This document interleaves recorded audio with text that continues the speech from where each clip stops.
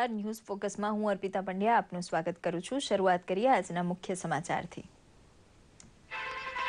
મુંબઈ ત્રાસવાદી હુમલા માટે ભારતના આરોપી ઝકી ઉર રહેમાન લખવીને જેલ મુક્ત કરતા જામીન પ્રત્યે નારાજગી વ્યક્ત કરતી લોકસભા પાકિસ્તાનને કઠોર નારાજગી પાઠવી દીધી હોવાનું જણાવતા પ્રધાનમંત્રી મોદી। ચાલુ વર્ષે જીડીપી દર 5.5% રહેવાનો આશાવાદ વ્યક્ત કરતા નાણામંત્રી અરુણ જેટલી લોકસભામાં આર્થિક સમીક્ષાની રજૂઆત જીએસટી બિલ લોકસભામાં રજૂ।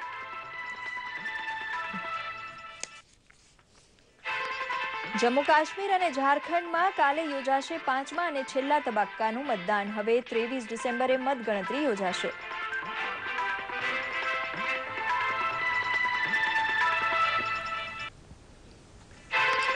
ગાંધીવાદી ચળવળના છેલ્લા સિપાહીઓ પૈકીના ચુનીભાઈ વૈદનું 97 વર્ષની જૈફ વયે અવસાન। મુખ્યમંત્રી આનંદીબેન સહિત ગુજરાતે પાઠવી ચુનીભાઈને શ્રદ્ધાંજલિ। બ્રિસ્બેન ટેસ્ટના બીજા દાવમાં ભારતે કર્યા 1 વિકેટે 71 રન। બોલરોએ પણ ચમકદાર બેટિંગ કરતા ઓસ્ટ્રેલિયાએ 505 રન ખડકતા ભારત હજુ 26 રન પાછળ। સમાચાર વિગતવાર જોઈએ। લોકસભામાં આજે જીએસટી બિલ રજૂ કરવામાં આવ્યું હતું અને મોટર વેહિકલ સુધારા બિલ પસાર થયું હતું। લોકસભાએ ઠરાવ પસાર કરી મુંબઈ ત્રાસવાદી હુમલાના આરોપી ઝકી ઉર રહેમાન લખવીને જામીન આપવા મુદ્દે પાકિસ્તાન સામે વિરોધ નોંધાવ્યો છે। ભારતે આ અંગે કડક વલણ અપનાવતા પાકિસ્તાનને આ આતંકીને શાંતિભંગના આરોપસર જેલમાં જ રાખવાનો નિર્ણય લેવાની ફરજ પડી છે। પ્રસ્તુત છે એક અહેવાલ। લોકસભાએ ઠરાવ પસાર કરી મુંબઈ ત્રાસવાદી હુમલાના આરોપી ઝકી ઉર રહેમાન લખવીને જામીન આપવાનો પાકિસ્તાન સામે વિરોધ નોંધાવ્યો છે। લોકસભાએ એક સૂરમાં પાકિસ્તાનની ત્રાસવાદી વિરોધી અદાલતના નિર્ણયની ટીકા કરી મોદી સરકારને ગૃહની ભાવના પાકિસ્તાન સુધી પહોંચાડવા કહ્યું હતું। We reiterate the importance of Pakistan dismantling the infrastructure of terrorism in that country and ensuring that terrorists are not allowed to remain free to continue their evil activities against India and the countries of the region. પ્રધાનમંત્રી નરેન્દ્ર મોદીએ કહ્યું હતું કે પેશાવરની કતલેઆમ પછી પણ લખવીને જામીન આપવા બદલ પાકિસ્તાન સરકારને કઠોર નારાજગી પાઠવી દેવામાં આવી છે। भारत सरकार ने इस घटना के तुरंत बाद पाकिस्तान को कड़े से कड़े शब्दों में भारत की भावना को व्यक्त किया, उनको पहुंचाया है मैसेज। पाकिस्तान से अपेक्षा की है कि अभी अभी उनके यहाँ जो भयंकर घटना घटी है और बच्चों का जो भयंकर संहार हुआ, जितनी पीड़ा पाकिस्तान को हुई है भारत को उससे रत्ती भर कम नहीं हुई है। કોંગ્રેસના મલ્લિકાર્જુન ખડગે સહિતના વિપક્ષી નેતા દ્વારા ત્રાસવાદ મુદ્દે પાકિસ્તાનના ચાવવા અને દેખાડવાના દાંત જુદા હોવાની ભાવના ગૃહમાં રજૂ થઈ હતી। દૂરદર્શન સમાચાર અમદાવાદ। આજે લોકસભામાં 6 માસિક આર્થિક સમીક્ષા રજૂ કર્યા બાદ નાણામંત્રી અરુણ જેટલીએ એવો આશાવાદ વ્યક્ત કર્યો હતો કે ચાલુ વર્ષે જીડીપી દર 5.5% રહેશે, જે ગત વર્ષે 4.7% હતો। આજે લોકસભામાં બહુચર્ચિત જીએસટીનું 122મું સંશોધિત બિલ રજૂ કરવામાં આવ્યું હતું। તે અંગે પત્રકાર પરિષદમાં વાત કરતા નાણામંત્રીએ જણાવ્યું હતું કે જીએસટીના કારણે રાજ્યોએ ચિંતા કરવાની સહેજ પણ જરૂર નથી। તેમણે ઉમેર્યું હતું કે જીએસટી કાઉન્સિલ બનાવવામાં આવશે, જેમાં 2/3 ભાગીદારી રાજ્યની તેમજ 1/3 ભાગીદારી કેન્દ્રની રહેશે, જેથી કેન્દ્ર અને રાજ્ય સાથે મળીને સૌને અનુકૂળ અંતિમ નિર્ણય લઈ શકે। પેટ્રોલિયમ પેદાશોને પણ નજીકના ભવિષ્યમાં જીએસટી અંતર્ગત આવરી લેવાશે તેવી માહિતી નાણામંત્રીએ પત્રકારોને આપી હતી। લોકસભામાં લખવીની જમાનત મુદ્દે જ્યાં તમામ રાજકીય પક્ષો એક સૂરમાં જોવા મળ્યા હતા, ત્યારે રાજ્યસભામાં ધર્માંતરણના મુદ્દે સતત 5મા દિવસે વિપક્ષો દ્વારા અવરોધ ચાલુ જ રહ્યો હતો અને રાજ્યસભાની કાર્યવાહી 2 વખત સ્થગિત કરવી પડી હતી। ધર્માંતરણ મુદ્દે પ્રધાનમંત્રીના નિવેદનનો હટાગ્રહ કરી રહેલા વિપક્ષોની ટીકા કરતા સંસદીય કાર્ય રાજ્યમંત્રી મુખ્તાર અબ્બાસ નકવીએ જણાવ્યું હતું કે વિપક્ષો રાજ્યસભામાં વીમા વિધેયક પસાર નહીં થવા દેવા માટે આ મુદ્દે અવરોધ ઉત્પન્ન કરી રહ્યા છે। सेलेक्ट कमेटी को इस बीमा विधेयक को दे दिया। सेलेक्ट कमेटी ने अपनी रिपोर्ट दे दी वो सदन के पटल पर रख दी गई है। उसके बाद अब उसमें वो लिस्टेड है, उसमें चर्चा होनी चाहिए थी। बीमा विधेयक को रोकने के लिए ये सारी चीजें हो रही हैं। मुझे लगता है कि जब राजनीतिक रूप से दिवालियापन होता है तो इस तरह की दीवानगी दिखाई पड़ती है। પેશાવરમાં થયેલ આતંકવાદી હુમલાના ત્રીજા દિવસે પાકિસ્તાને આતંકવાદીઓ સામે કડક વલણ અપનાવતા 6 આતંકીઓની ફાંસી આપવાની પ્રક્રિયા શરૂ કરી છે. પાકિસ્તાનના સેના પ્રમુખ જનરલ રાહિલ શરીફે કોર્ટ માર્શલમાં ફાંસીની સજા પામેલા 6 આતંકવાદીઓના ડેથ વોરંટ ઉપર હસ્તાક્ષર કરી દીધા છે. સેના તરફથી બહાર પડાયેલા એક નિવેદનમાં જણાવવામાં આવ્યું હતું કે આ કેદીઓને સૈન્ય અદાલત અગાઉ મોતની સજા સંભળાવી ચૂકી હતી. જોકે નિવેદનમાં કોને કોને ફાંસી આપવામાં આવશે તે નામો જાહેર નથી કરાયા. ઉલ્લેખનીય છે કે પાકિસ્તાનના પ્રધાનમંત્રી નવાઝ શરીફે પેશાવરમાં થયેલી બાળકોની હત્યા બાદ મોતની સજા પામેલા આતંકવાદીઓની ફાંસી પરનો પ્રતિબંધ હટાવી લીધો હતો. જમ્મુ કાશ્મીર અને ઝારખંડમાં આવતીકાલે 5મા અને અંતિમ તબક્કાનું મતદાન થવા સાથે મતદાનની પ્રક્રિયા સંપન્ન થઈ જશે. 23 ડિસેમ્બરે આવનારા પરિણામો નવી સરકારો પણ આપી જશે. પરંતુ આ બંને રાજ્યોને દાયકાથી કનડી રહેલા સ્થાનિક પ્રશ્નોનો નિકાલ આવશે કે કેમ તે મુદ્દે આજે પણ ચિંતા સેવાઈ રહી છે. ચાલો નજર નાખીએ આવા કેટલાક સળગતા ચૂંટણી મુદ્દાઓ પર. જમ્મુ કાશ્મીર અને ઝારખંડમાં આવતીકાલે 5મા અને અંતિમ તબક્કાનું મતદાન થશે. મતદારોને તો તેમની સમસ્યાનો ઉકેલ આવશે કે કેમ તેની જ ચિંતા છે. જમ્મુ કાશ્મીરની વાત કરીએ તો સરહદ પારથી થતો રહેતો ગોળીબાર તે સ્થાનિક પ્રજાની પીડાનો સૌથી મોટો મુદ્દો છે. સરહદે પાકિસ્તાન તરફથી થતા રહેતા ગોળીબારને કારણે સામાન્ય જનજીવન અસ્તવ્યસ્ત રહે છે. ગોળીબાર થતા પશુધનને સરકારી કેટલ હાઉસમાં મૂકીને લોકોને ઘરબાર છોડી દેવા પડે છે. શાળા બંધ રહે છે. ગોળીબારમાં જેમણે પોતાના સ્વજન ગુમાવ્યા છે તેમના દુઃખનો તો પાર નથી. हमें बहुत परेशानी होती है, चाहे रात को हो चाहे दिन को हो. जब बमबारी होती है तो हम कभी इधर घुसते हैं, कोई इस तरह घर में चले जाता है, बच्चे इधर उधर घूमते रहते हैं. मिलिटेंटों का जो हुआ था इधर काफ़ी लोगों का नुकसान हुआ था. लोगों के मवेशी वगैरह जो चारे का इंतजाम था वो नहीं हो रहा था. बहुत परेशानी थी लोगों को. 4 दिन फायरिंग होती है, 4 दिन स्कूल जाते हैं, फिर से फायरिंग स्टार्ट हो जाती है, जिससे हमारा बहुत नुकसान होता है. ઝારખંડના ચૂંટણી મુદ્દાની વાત કરીએ તો રાજ્ય રચનાને 14 વર્ષ વીતી જવા છતાં અહીંના આદિવાસીઓનો વિકાસ ગંભીર મુદ્દો બનેલો છે. રાજકીય પક્ષો દ્વારા ચૂંટણી સમયે આ મુદ્દો જોરશોરથી ઉછાળવામાં આવે છે, પરંતુ સરકારની ઉદાસીનતાને કારણે રાજ્યના આદિવાસીઓની દશા અને દિશામાં કોઈ સુધાર નથી આવતો. આજે પણ કંદમૂળ તેમનો આહાર છે અને પાયાની સુવિધાનો અભાવ છે. રાજ્યમાં 26% આદિવાસી વસ્તી છે. અનેક કલ્યાણ યોજના ઘડાય છે, પરંતુ લોકો સુધી તેના ફળ પહોંચતા જ નથી. मौसम है, अभी कंबल सब कुछ नहीं है, रोड भी नहीं है, घर वैसा सही नहीं, घर बनाता भी है तो ठीक से नहीं बनाता है. रोड चाहिए, रास्ता लकड़ी उकड़ी ले जाने के लिए दिक्कत होता पूरा. योजना बनाती है, एजुकेशन को भी लेके है और आपका रोजगार को भी लेके उनके पास योजना बनाती है सरकार. लेकिन सच बात ये है कि उसमें से आपका जमीन पे कोई भी योजनाएं नहीं उतर पाती है. ચૂંટણી પછી આવનારી નવી સરકારો આ સળગતા પ્રશ્નોનું સમાધાન શોધશે જ તેવી આશાઓ સેવાઈ રહી છે. દૂરદર્શન સમાચાર, અમદાવાદ. ગુજરાતમાં જાન્યુઆરી 2015માં યોજાનાર વાઇબ્રન્ટ સમિટની તડામાર તૈયારીઓ ચાલી રહી છે. ત્યારે કેન્દ્રીય વિદેશ રાજ્યમંત્રી વી.કે. સિંઘે ગાંધીનગરની મુલાકાત લીધી હતી અને સુરક્ષા તથા સલામતી વ્યવસ્થાની માહિતી મેળવી હતી. તેમજ મુખ્યમંત્રી આનંદીબેનની સૌજન્ય મુલાકાત લીધી હતી.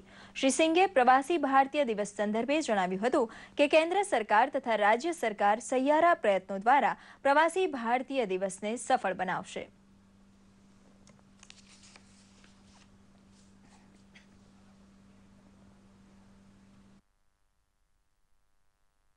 हमारे गृह मंत्री जी ने भी और प्रधानमंत्री जी ने भी अपने बयानों के अंदर, अपनी बातों के अंदर कहा है कि ऐसे जो अपराध होते हैं उसके अंदर अगर अपराधियों को सज़ा ना मिले या उनके ऊपर अंकुश ना लगे तो किसी भी देश का ऊपर भरोसा करने में कठिनाई होती है.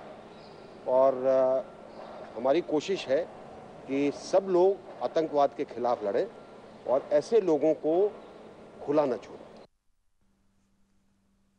આજે ગાંધીનગર ખાતે ભૂતાનના 5 રાજકીય પક્ષોના પ્રતિનિધિ મંડળે મુખ્યમંત્રી આનંદીબેનની મુલાકાત લીધી હતી. મુખ્યમંત્રીએ ભૂતાનના ડેલિગેશનને મળીને ભૂતાન નેશનલ ડેની શુભેચ્છા પાઠવી હતી. તેમજ જાન્યુઆરી 2015માં યોજાનારી વાઇબ્રન્ટ સમિટમાં આવવાનું આમંત્રણ પણ પાઠવ્યું હતું. ભૂતાનના ડેલિગેશનને વિવિધ પ્રોજેક્ટ અંતર્ગત રિવરફ્રન્ટ, આંગણવાડી, ઘર શૌચાલય, વાઈફાઈ સુવિધા તેમજ પોલીસમાં 33% મહિલા અનામત જેવી બાબતોની માહિતી રસપૂર્વક મેળવી હતી.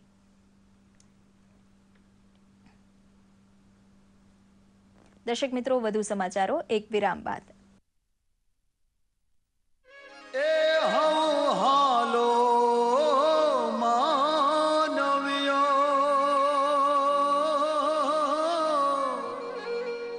અરે કાકા, આ શું કરો છો? અલ્યા ભાઈ, જડિયા બાડી ખેતર સાફ કરીએ છીએ. કાકા, આમ તો તમારી જમીન બગડશે અને ધુમાડાથી ગામ પણ. મારી જેમ રોટાવેટર મારવાનું રાખો. અને હવે તો સરકારે સ્વચ્છતા અભિયાનની પણ જાહેરાત કરી છે. પણ આ સ્વચ્છતા અભિયાન અને ખેતીને શું? આ વખતે રવિ કૃષિ મહોત્સવ 2014માં જાહેરાત થઈ છે કે ઘર, આંગણું, ખેતર, તબેલો સગળું સ્વચ્છ રાખીએ. તો ભાઈ ચલ.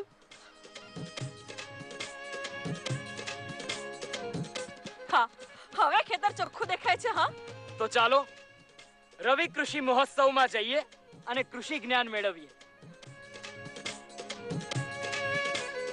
આવો આપણે સૌ ભેગા મળી રવિ કૃષિ મહોત્સવ ઉજવીએ. ચશ્મા ન પહેરે ચંદા ચશ્મિશ ભણતર એનું ટાઈ ટાઈ ફેસ.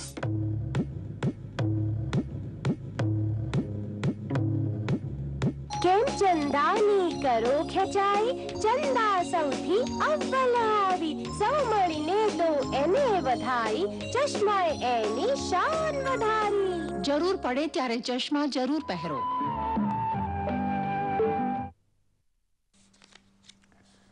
આજે ગાંધીનગરના ભાજપ કિસાન મોરચા દ્વારા સરગાસણ પ્રાથમિક શાળામાં દાંતની ચકાસણીનો કેમ્પ યોજાયો હતો.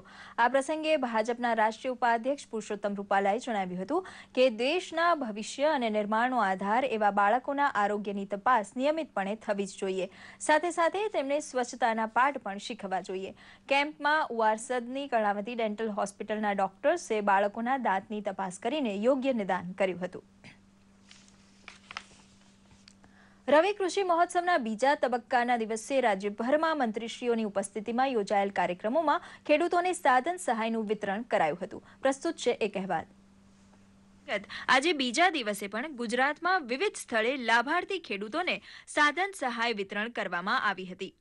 દેવભૂમિ દ્વારકામાં રવિ કૃષિ મહોત્સવમાં મંત્રી ગોવિંદભાઈ પટેલે 154 લાભાર્થીઓને 53,19,527 રૂપિયાની સહાયનું વિતરણ કર્યું હતું.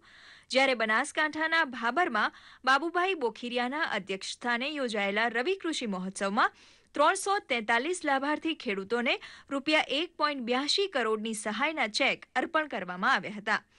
પાટણમાં રાધનપુર ખાતે કૃષિ મેળા અંતર્ગત રાજ્યકક્ષાના મંત્રી દિલીપભાઈ ઠાકોરે નવી પહેલને આવકારીને રણકાંઠાના 99 ખેડૂતોને ₹16.39 લાખની સહાયનું વિતરણ કર્યું હતું. દૂરદર્શન સમાચાર, અમદાવાદ. તેલીબિયાના પાકના સર્વશ્રેષ્ઠ ઉત્પાદન માટે ગુજરાતના કૃષિ વિભાગને કેન્દ્રીય કૃષિ વિભાગ દ્વારા પ્રતિષ્ઠિત કૃષિ કર્મણી એવોર્ડ 2013-2014થી નવાજવામાં આવ્યા છે. આગામી સમયમાં નવી દિલ્હી ખાતે યોજાનારા સમારંભમાં આ એવોર્ડની ટ્રોફી તથા ₹2 કરોડ રૂપિયાની ધનરાશિ આપવામાં આવશે. ગુજરાતમાં વર્ષ 2013-2014માં 30.78 લાખ હેક્ટર જમીનમાં 73.64 લાખ મેટ્રિક ટન તેલીબિયાનું ઉત્પાદન થયું હતું. નોંધવું રહ્યું કે આજે પણ મગફળીના ઉત્પાદનમાં ગુજરાત દેશમાં પ્રથમ સ્થાને છે. પ્રખર ગાંધીવાદી અને સર્વોદય નેતા ચુનીભાઈ વૈદનું 97 વર્ષની વયે તેમના ગાંધી આશ્રમ ખાતેના નિવાસ સ્થાને અવસાન થયું હતું. સતત ન્યાય માટે ઝઝૂમતા લોકનેતા તથા સ્વાતંત્ર્ય સેનાનીના અવસાનથી તેમનો પરિવાર અને સ્વજનો સહિત તમામ લોકો શોકમાં ગરકાવ થઈ ગયા હતા. વિનોબા ભાવેની ભૂદાન ચળવળમાં ચુનીભાઈ વૈદનો સક્રિય ફાળો હતો.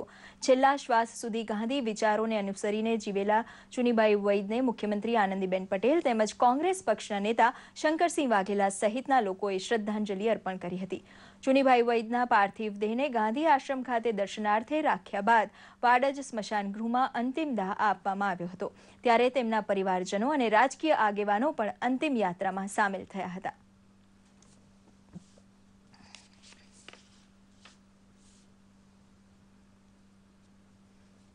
આવા લડાયક માણસ વર્ષો પછી કોઈ પણ જાતના સ્વાર્થ માટે, પ્રજા માટે ને સાચી વાત માટે જે લડતા હોય છે એ વર્ષો પછી અવતાર પામતા હોય છે.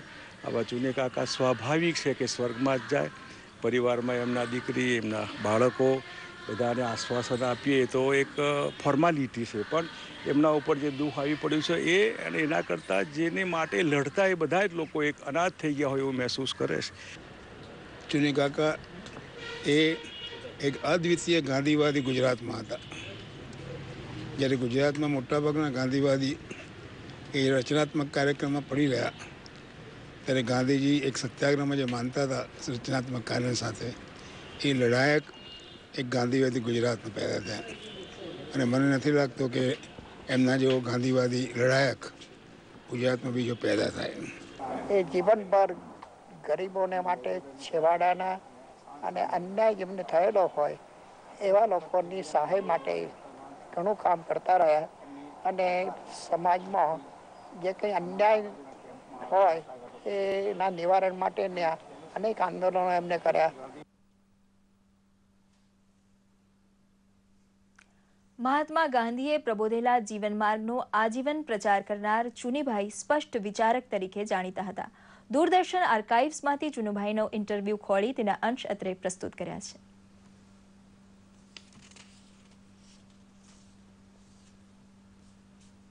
એટલે સંયમમાં હંમેશા સમજપૂર્વક અમુક છોડવાનું હોય છે. તમે ગમે તેમ બેફામ ભોગવી ન શકો, તો એમાંથી એ બેફામ ભોગવટામાંથી આપણે આ તરફ જવાનું હતું. સમાનતા વગેરેની પણ અમુક કેટલાક ખ્યાલો હતા ગાંધી વિચારમાં. એ સમાનતા વગેરેના ખ્યાલો, આ બધી સંપત્તિ વગેરેના વ્યવહાર વગેરેના ખ્યાલોનો એ બધાની ગણતરી કરું છું તો મને આજે એમ લાગે છે કે એ બધા ખ્યાલોથી આપણે જોજોનો દૂર જતા રહ્યા. દીવ, દમણ અને ગોવાના લોકો આજે મુક્તિ દિવસ મનાવી રહ્યા છે. દમણમાં 54મા મુક્તિ દિવસની ઉજવણી કરતા પ્રશાસક આશિષ કુંદ્રાએ ધ્વજારોહણ કર્યું હતું. દમણ દીવના સાંસદ લાલુભાઈ પટેલ પણ આ પ્રસંગે ઉપસ્થિત રહ્યા હતા. આ ત્રણેય પ્રદેશ ભારતના અભિન્ન અંગ કઈ રીતે બન્યા તે અંગે પ્રસ્તુત છે એક રિપોર્ટ. આજથી 53 વર્ષ પહેલા દીવ, દમણ, દાદરા નગર હવેલી અને ગોવા ભારતના અભિન્ન અંગ બન્યા હતા. આ ઘટનાની સ્મૃતિ સ્વરૂપે દમણે પણ મુક્તિ દિવસની ભવ્ય ઉજવણી કરી છે. દમણમાં મુક્તિ દિવસની ઉજવણી કરતા ધ્વજવંદન, પરેડ અને સાંસ્કૃતિક કાર્યક્રમનું આયોજન થયું હતું. રંગારંગ કાર્યક્રમમાં બાળકો મન મૂકીને ઝૂમ્યા હતા.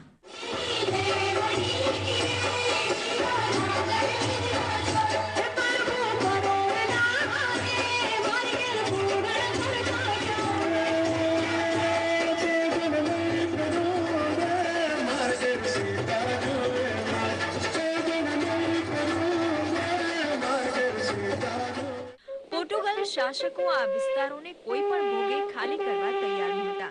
આઝાદીના 14 વર્ષ પછી પણ આ વિસ્તારો પર પોર્ટુગલ શાસકોએ પોતાનો કબજો કાયમ રાખ્યો હતો. પ્રધાનમંત્રી જવાહરલાલ નહેરુ અને સંરક્ષણ મંત્રી કૃષ્ણ મેનને વારંવાર આગ્રહ કર્યા છતાં પોર્ટુગલ શાસકો આ વિસ્તારો છોડવા તૈયાર નહોતા. પોર્ટુગલે વાત કાને ધરવાનો ઇનકાર કરી દેતા ભારતે નવેમ્બર 1961ના રોજ લશ્કરી કાર્યવાહી કરવા નિર્ણય લઈ લીધો. સેનાની ત્રણેય પાંખે સૈન્ય અભિયાનની પૂરી તૈયારી કરી દીધા પછી 2 ડિસેમ્બરે ગોવા દીવ દમણ મુક્તિ અભિયાનનો આરંભ કરી દીધો.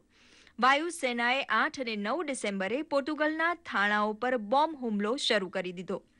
વાયુસેના અને ભૂમિદળના હુમલાથી ડઘાઈ ગયેલા પોર્ટુગલે આખરે 19 ડિસેમ્બર 1961ના રોજ તત્કાલીન પોર્ટુગલ ગવર્નર મેન્યુ વાસ્કો ડિ સિલ્વાએ પરાજયનો સ્વીકાર કરીને ભારત સમક્ષ આત્મસમર્પણ કરી દીધું. તેમની સાથે થયેલી સમજૂતીને પગલે દીવ, દમણ, ગોવા પોર્ટુગલના 451 વર્ષના શાસનથી મુક્ત થયા હતા. ગોવા આઝાદી યુદ્ધમાં 22 ભારતીય સૈનિકો શહીદ થયા હતા તો 30 પોર્ટુગલ સૈનિકો પણ માર્યા ગયા હતા. આ યુદ્ધમાં ભારતના 54 તો પોર્ટુગલના 57 સૈનિકો ઘાયલ થયા હતા. તે સાથે જ ભારતે 4,667 પોર્ટુગલવાસીઓની ધરપકડ કરી હતી. અંગ્રેજોથી આઝાદી પ્રાપ્ત કર્યા પછી ભારતને મળેલી આ મોટી સિદ્ધિ હતી. દૂરદર્શન સમાચાર, અમદાવાદ. મોટા ભાગે બંધિયાર જીવન જીવતા અપંગ વ્યક્તિઓને પ્રવાસના માધ્યમથી પ્રકૃતિ ખોળે આનંદ મેળવવાનો અવસર રાણીપની અપંગ એકતા માનવ સમિતિના પ્રયાસોથી પ્રાપ્ત થયો છે. પ્રવાસ માટે પસંદ થયેલ 90 અપંગો, 21 બહેરા મૂંગા ભાઈ બહેનો તથા 21 સહાયકોને લઈને ગઈકાલે બસ પોતાના પ્રથમ પડાવ સાપુતારા તરફ રવાના થઈ હતી. આ લોકોને સાપુતારાથી નાસિક, શિરડી અને શનિદેવ પ્રવાસે લઈ જવાશે. પ્રવાસમાં જોડાયેલ અપંગ ભાઈ બહેનો ખૂબ ખુશ જણાતા હતા. અપંગ વ્યક્તિઓ જીવનમાં આનંદની અનુભૂતિ કરી શકે તે માટે આ પ્રવાસનું આયોજન કરાયું હોવાનું સંસ્થાના પ્રમુખ કિશોર રાઠોડે જણાવ્યું હતું. અને દર્શક મિત્રો, હવે જોઈએ કેટલાક મહત્વના સમાચારો સંક્ષિપ્તમાં.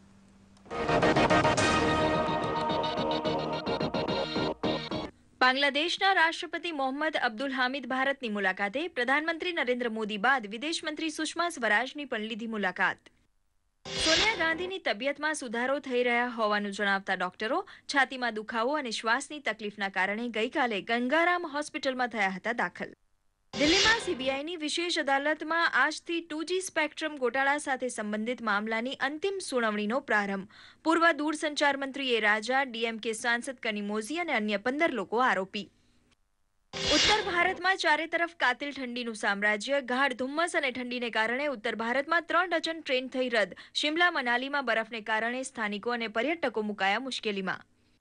આંતરરાષ્ટ્રીય બજારોમાં મળેલા સારા સંકેતોને પગલે સેન્સેક્સ 245 અંકના ઉછાળા સાથે 27,371.84ની સપાટીએ રહ્યો બંધ. નિફ્ટી પણ 65 અંકના વધારા સાથે 8,225ની સપાટીને સ્પર્શ્યો.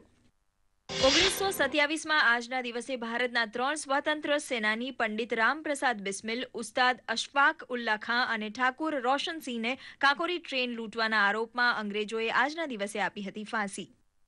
ઓસ્ટ્રેલિયાના ઉત્તરીય ક્વીન્સલેન્ડમાં એક ઘરમાંથી મળી આવી 8 બાળકોની લાશ. તમામ બાળકોની હત્યા છરીના ઘા મારીને કરાઈ હોવાની વિગતો તપાસમાં બહાર આવી.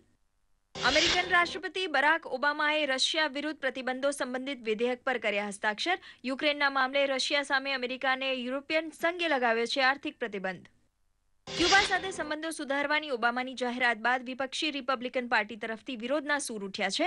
રિપબ્લિકનનું કહેવું છે કે આવા પ્રયાસોથી અન્ય ઘણા દેશો સાથેના અમેરિકાના સંબંધોને અસર થશે.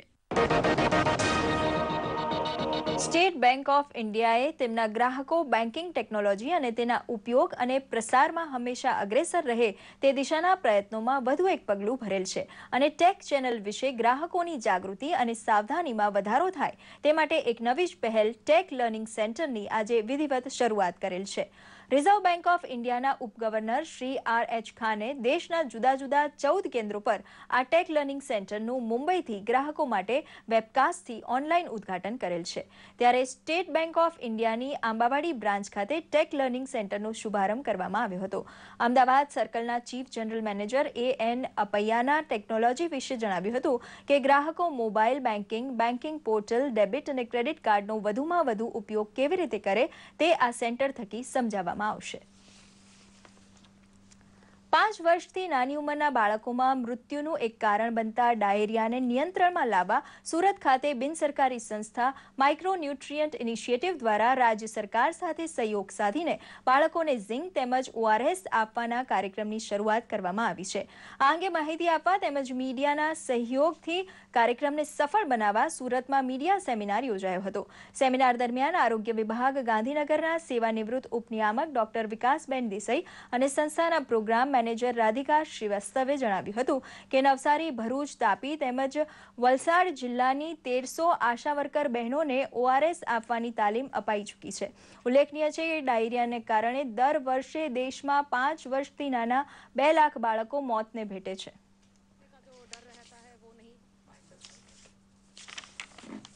વાત કરીએ ક્રિકેટની. બ્રિસ્બેન ખાતે રમાઈ રહેલ ભારત ઓસ્ટ્રેલિયા વચ્ચેની બીજી ટેસ્ટમાં ભારતે બીજા દાવમાં 1 વિકેટ ગુમાવીને 71 રન કર્યા છે. ઓસ્ટ્રેલિયાએ પોતાના પ્રથમ દાવમાં 505 રન બનાવતા ભારત હજુ ઓસ્ટ્રેલિયાથી 26 રન પાછળ છે. શિખર ધવન 26 રને જ્યારે ચેતેશ્વર પુજારા 15 રને રમતમાં છે. ઓસ્ટ્રેલિયા તરફથી સ્ટીવન સ્મિથે 131 જ્યારે જોનસને 88 રન ફટકાર્યા હતા. ભારત તરફથી ઉમેશ યાદવ અને ઈશાંત શર્માએ 3 વિકેટ જ્યારે એરોન અને અશ્વિને 2 વિકેટ ઝડપી હતી.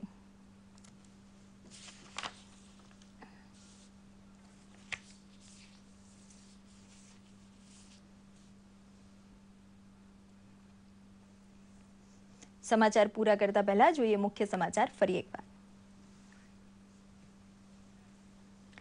મુંબઈ ત્રાસવાદી હુમલા માટે ભારતના આરોપી ઝકીઉર રહેમાન લખવીને જેલ મુક્ત કરતા જામીન પ્રત્યે નારાજગી વ્યક્ત કરતી લોકસભા પાકિસ્તાનને કઠોર નારાજગી પાઠવી દીધી હોવાનું જણાવતા પ્રધાનમંત્રી મોદી.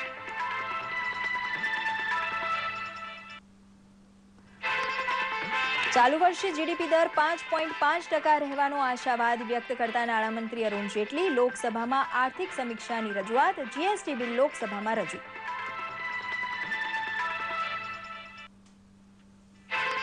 જમ્મુ કાશ્મીર અને ઝારખંડમાં કાલે યોજાશે 5મા અને છેલ્લા તબક્કાનું મતદાન. હવે 23 ડિસેમ્બરે મતગણતરી યોજાશે.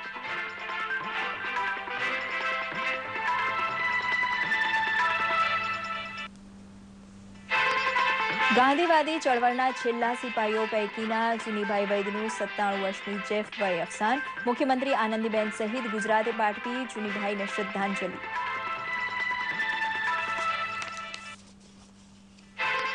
અને બ્રિસ્બેન ટેસ્ટના બીજા દાવમાં ભારતે કર્યા 1 વિકેટે 71 રન. બોલરોએ પણ ચમકદાર બેટિંગ કરતા ઓસ્ટ્રેલિયાએ 505 રન ખડકતા ભારત હજુ 26 રન પાછળ.